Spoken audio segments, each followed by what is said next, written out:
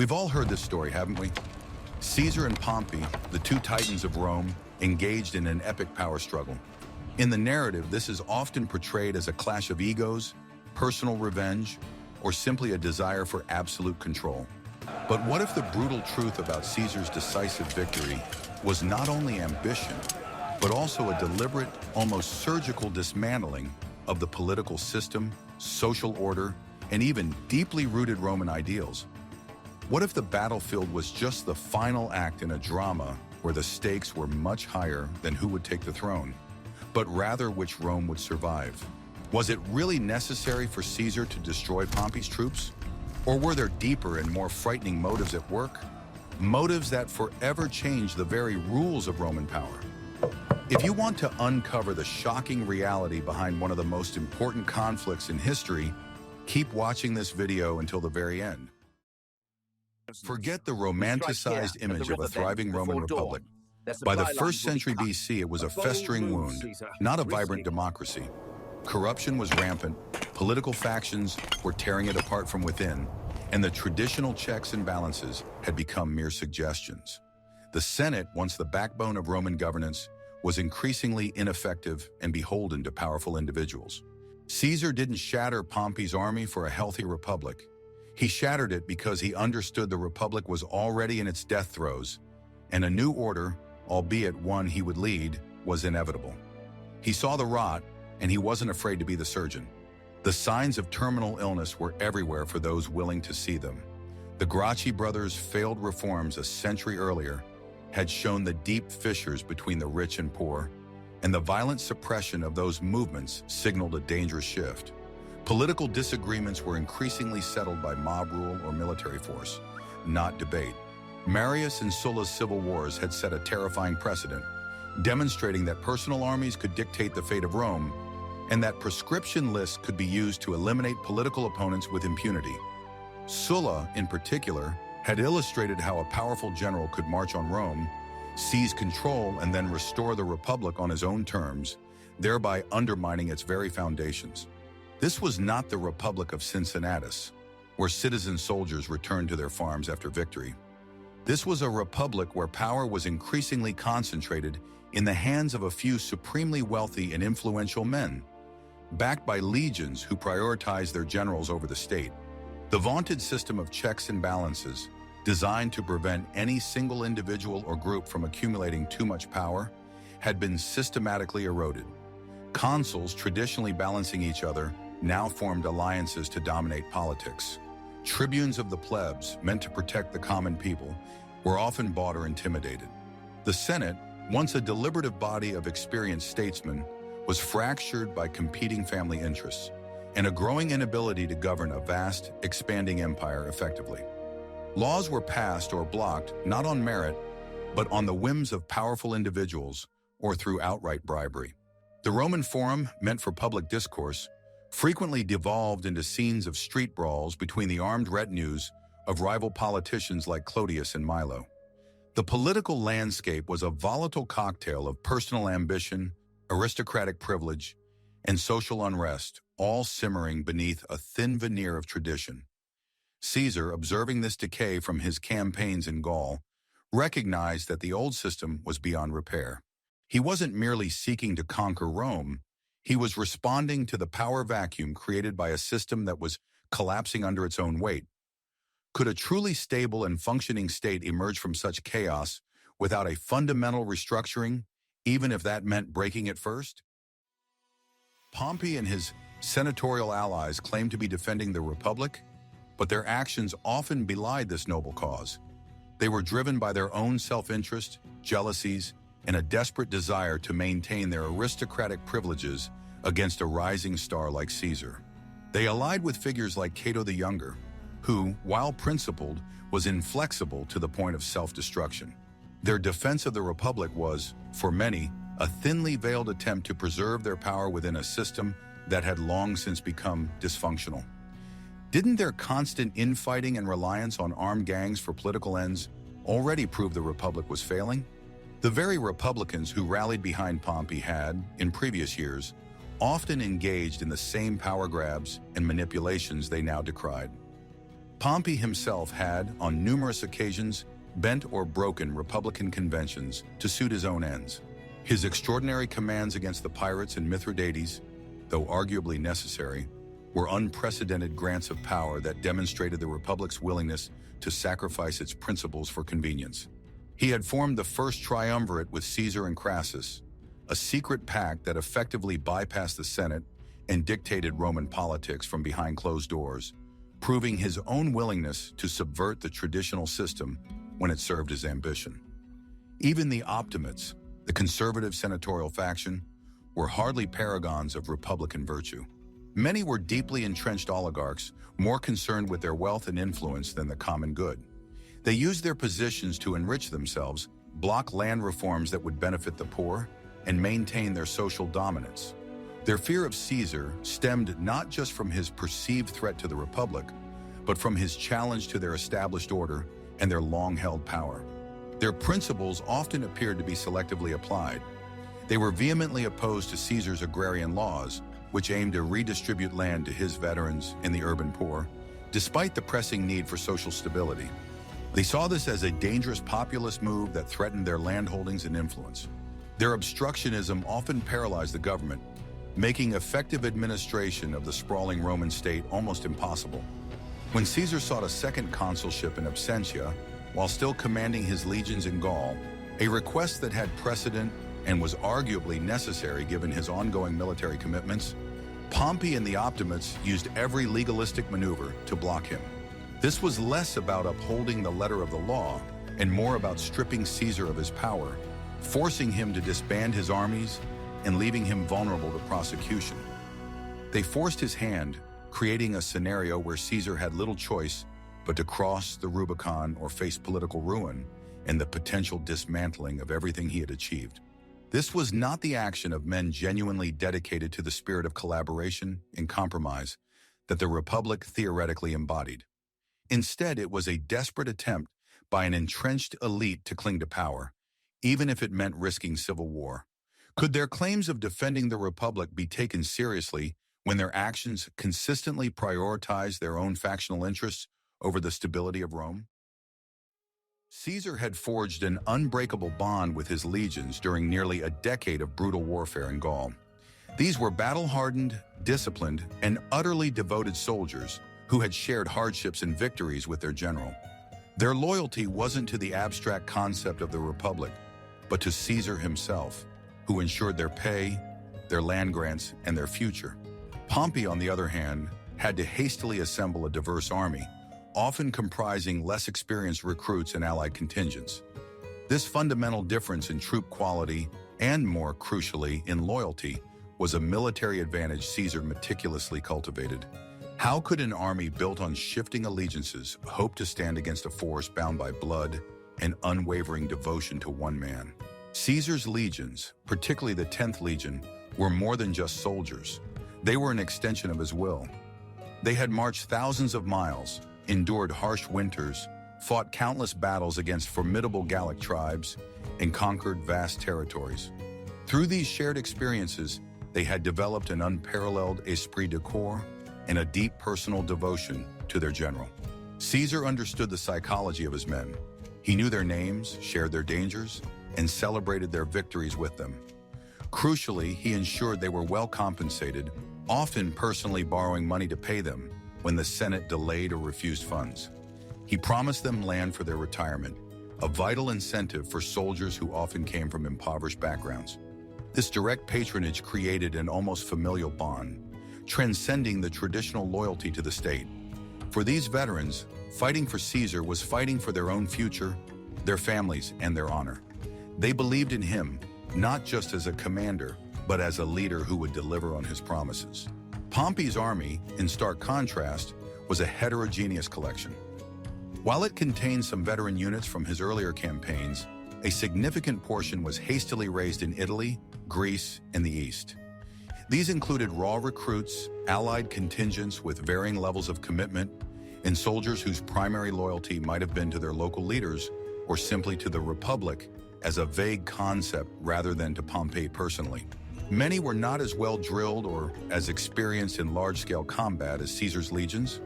Furthermore, Pompey himself, after his initial military brilliance, had spent significant time in political maneuvering in Rome, not actively campaigning with his troops. This meant he lacked the immediate, visceral connection that Caesar had forged with his men in the crucible of war. The Pompeian forces, though numerically superior at key battles like Pharsalus, lacked the unified purpose, the iron discipline, and the absolute faith in their commander that characterized Caesar's legions. They were an assembly of disparate parts, whereas Caesar's army was a finely tuned, cohesive machine. Could such an ad hoc force truly stand against the relentless, unified might of Caesar's veterans, who were literally willing to die for their general? The answer was a resounding, bloody no. When Caesar crossed the Rubicon, he was declared an enemy of the state. To return to Rome with any semblance of legitimacy and avoid being stripped of his command and wealth, he had to win decisively. His actions were not just about conquering Pompey, but about forcing the Senate and the Roman people to accept his authority. Shattering Pompey's army wasn't merely a military objective.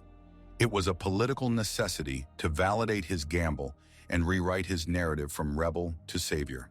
The Rubicon crossing in January 49th of BC was an act of profound defiance, an open declaration of war against the Roman Senate and, by extension, the traditional republic. By crossing that small river, which marked the boundary between his province of Cisalpine Gaul and Italy proper, Caesar consciously violated Roman law that prohibited a general from leading his army into Italy. This act immediately branded him a public enemy, a hostis. For many, it was an unforgivable act of treason, a final blow to the already tottering republic. However, for Caesar, it was a desperate gamble born out of necessity, a preemptive strike against those who sought to dismantle his power and prosecute him. He understood that simply disbanding his legions, as the Senate demanded, would leave him defenseless against his political enemies, particularly Cato and the ultra-conservative Optimates who were eager to see him humiliated and stripped of his vast accumulated wealth and influence. They planned to prosecute him for various alleged irregularities during his consulship and governorship, effectively ending his political career and potentially leading to his exile or even execution. Therefore, Caesar's invasion of Italy was not an act of blind ambition, but a calculated maneuver to protect himself and his legacy. To reverse the Senate's decree and ensure his safety, he needed overwhelming military and political leverage. A mere tactical victory would not suffice.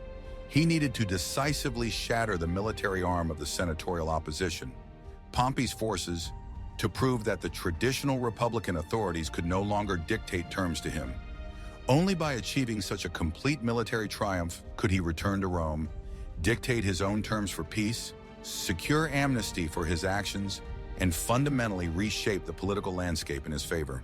His lightning-fast march through Italy, which famously caught Pompey and the Senate off guard, was designed to demonstrate his unstoppable momentum and the futility of resistance. It was a clear message. Caesar was coming, and he was coming to win. The complete destruction of Pompey's army would serve as the ultimate validation of his gamble, transforming him from a rebel into the undeniable master of Rome, capable of imposing a new order. The stakes were nothing less than his political survival and the very future of the Roman state. How could Caesar have possibly achieved such a profound shift in power without utterly dismantling the armed resistance that stood in his way? Pompey, despite his military brilliance, made a series of critical strategic missteps. His decision to abandon Italy, his reliance on a naval blockade that Caesar eventually circumvented, and, crucially, his choice to engage Caesar in a pitched battle at Pharsalus against the advice of some of his own commanders, all contributed to his downfall. Pompey was lured into a decisive engagement on terms that favored Caesar's veteran legions. Was this simply poor judgment, or did Caesar's constant pressure and rapid movements force Pompey into increasingly desperate and ultimately fatal decisions?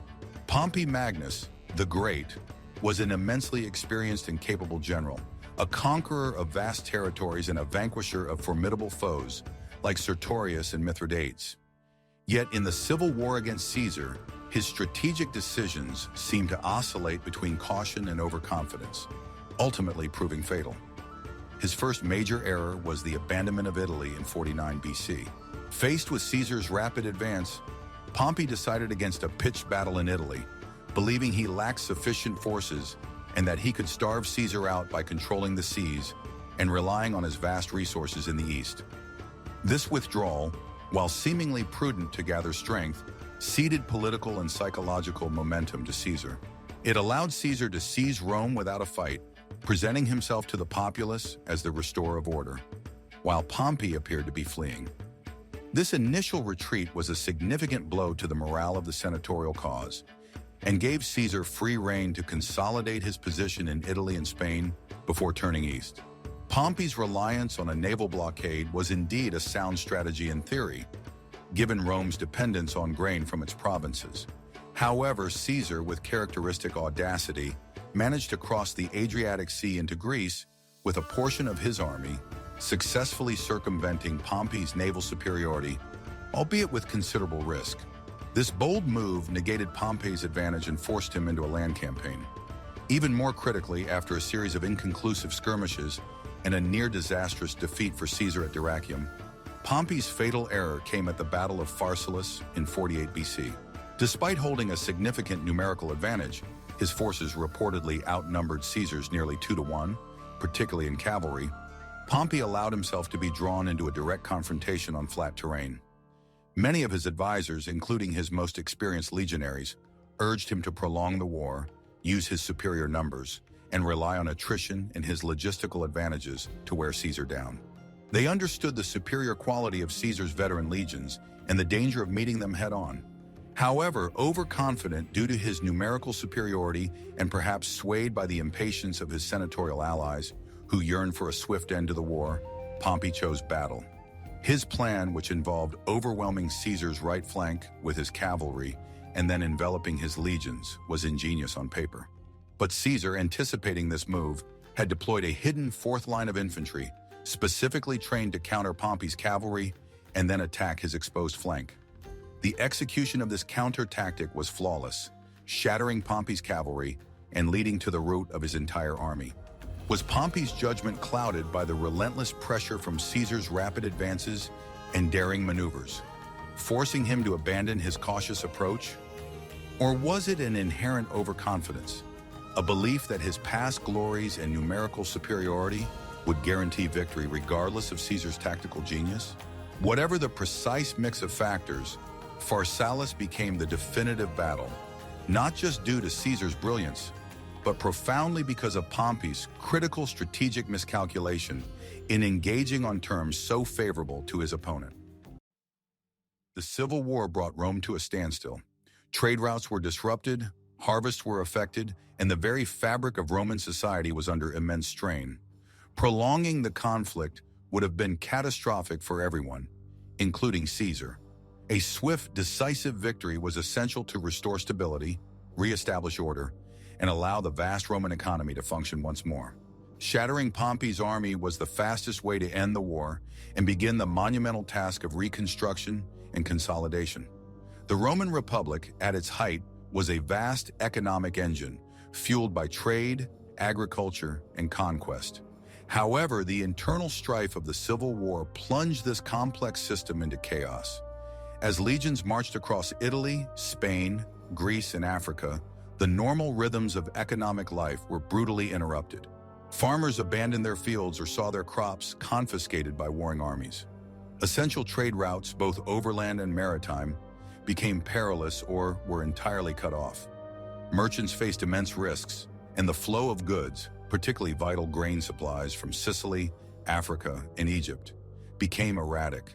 This directly impacted the urban populace of Rome, who relied heavily on imported grain for their daily bread.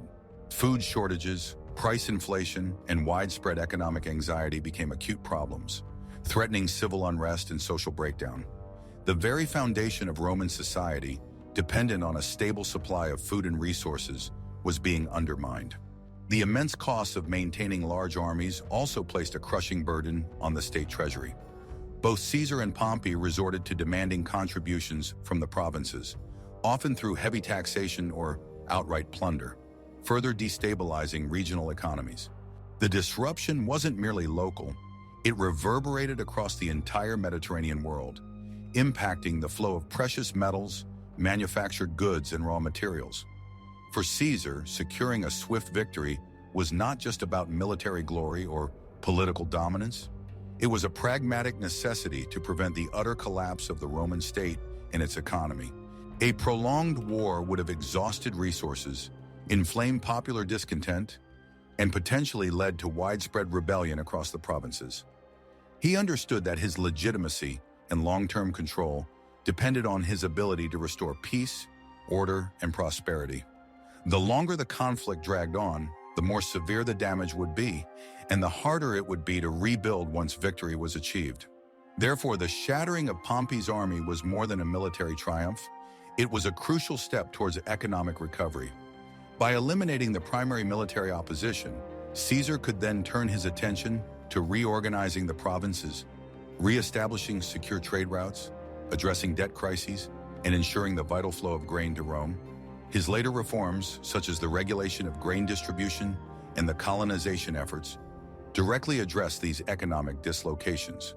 His goal was to knit together a fractured empire, and that required a functioning economy. How could Caesar effectively govern and rebuild a vast empire if the civil war continued to bleed it dry, undermining the very foundations of its wealth and stability? The imperative for a swift resolution was not merely a preference. It was an existential necessity for Rome itself.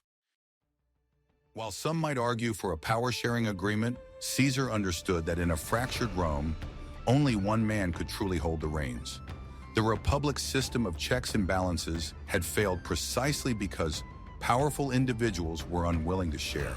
Caesar sought not just to defeat Pompey, but to establish himself as the sole, unchallenged authority, capable of imposing order where the old system had failed.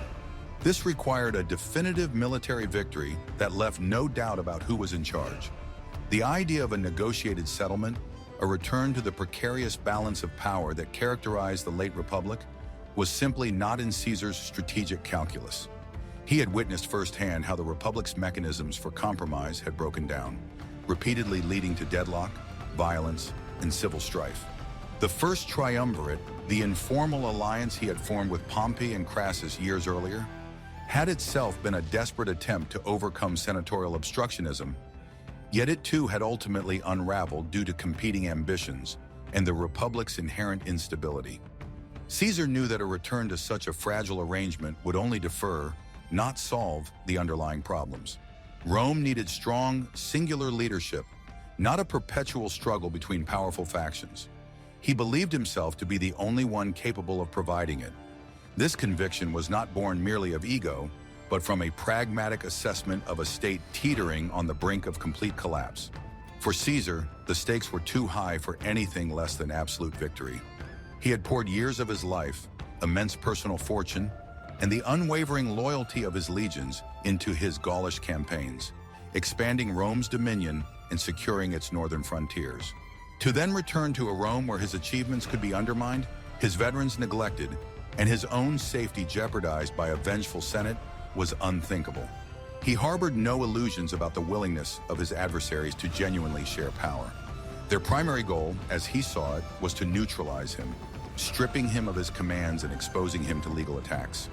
Therefore, true security and the ability to enact the reforms he believed Rome desperately needed could only come from a position of unassailable strength. This required not just defeating Pompey's armies on the battlefield, but crushing their capacity and will to resist him further.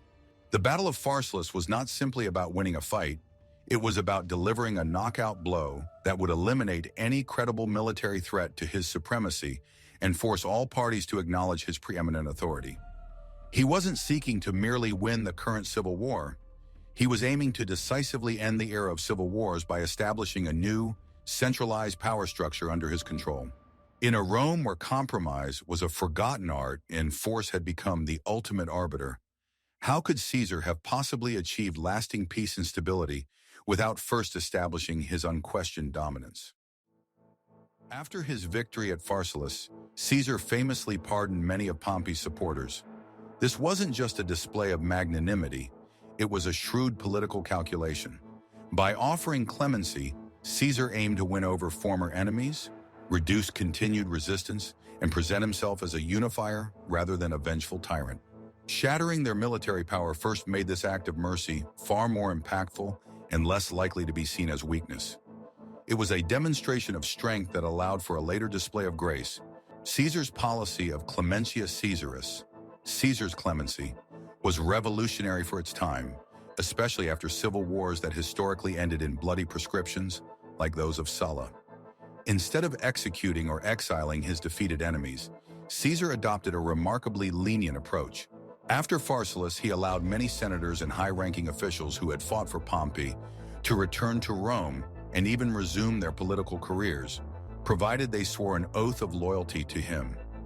This starkly contrasted with the brutal purges and confiscations that typically followed such conflicts. This seemingly benevolent policy, however, was far from an act of pure altruism. It was a sophisticated and highly effective political strategy designed to achieve several critical objectives. Firstly, it undermined the narrative of the Republicans that Caesar was a bloodthirsty tyrant. By acting with clemency, he presented himself as a reconciler, a leader focused on healing Rome's wounds rather than deepening them. This image was crucial for winning over public opinion, which had been traumatized by decades of political violence. Secondly, and perhaps most importantly, it disarmed future resistance. If former enemies knew they could be pardoned rather than summarily executed, they were far less likely to fight to the bitter end or incite further rebellions. This significantly reduced the incentive for prolonged guerrilla warfare or the formation of new pockets of resistance. The message was clear: resistance was futile, but submission would be rewarded. This policy also deprived Pompey's remaining allies of a rallying cry. They couldn't claim to be fighting against a monstrous oppressor when Caesar was demonstrating such mercy. However, the efficacy of this clemency was entirely dependent on Caesar first demonstrating his absolute power. Had he offered clemency without first utterly shattering Pompey's army, it would have been perceived as weakness, an invitation for continued defiance. The devastating defeat at Pharsalus, the flight and subsequent death of Pompey himself, and the systematic dismantling of the senatorial legions made Caesar's offer of pardon genuinely compelling.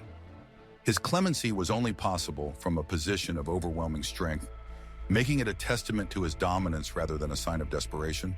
This calculated display of grace, coming after an undeniable show of force, was arguably more potent than any act of revenge. It was a psychological weapon designed to absorb the opposition into his new order rather than eliminate them entirely, thus laying a more stable foundation for his future rule.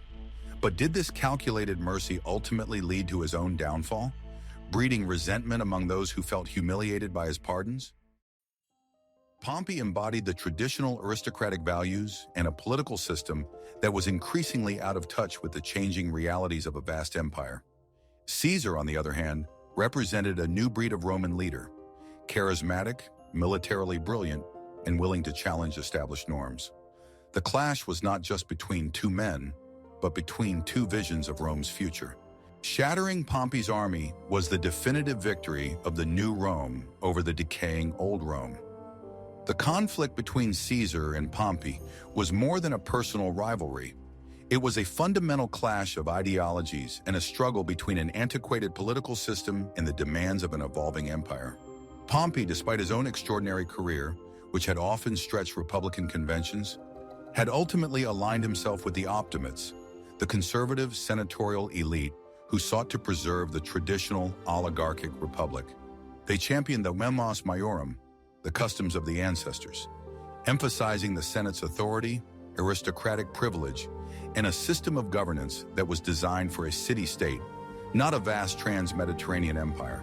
Their vision of Rome was one where power remained vested in a select few aristocratic families, resistant to radical change and deeply suspicious of popular figures who gained power outside their traditional networks.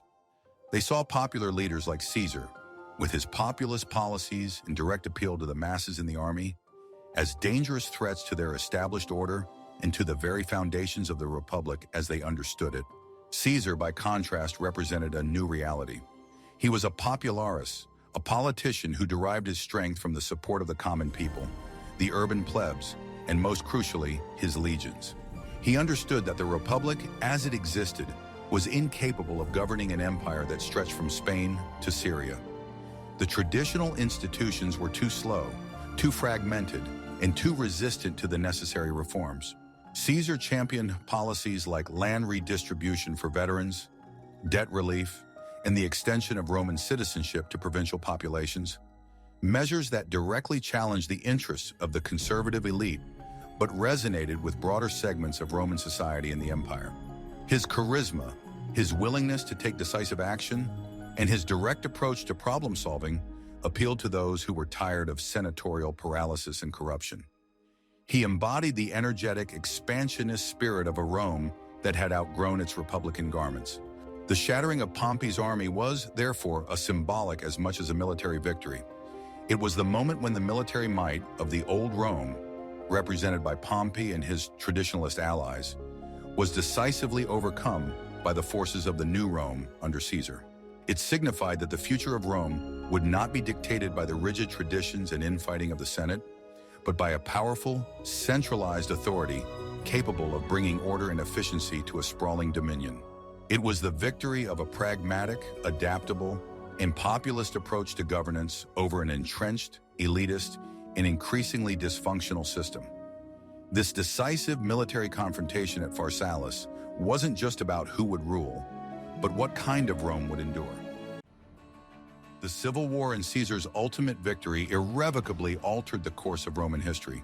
By demonstrating that military might, combined with political shrewdness, could overcome the traditional structures of the Republic, Caesar laid the groundwork for the rise of the Roman Empire. His actions, culminating in the shattering of Pompey's forces, provided a blueprint for future leaders like Augustus, showing that power in Rome now resided with the man who commanded the legions, not necessarily with the Senate.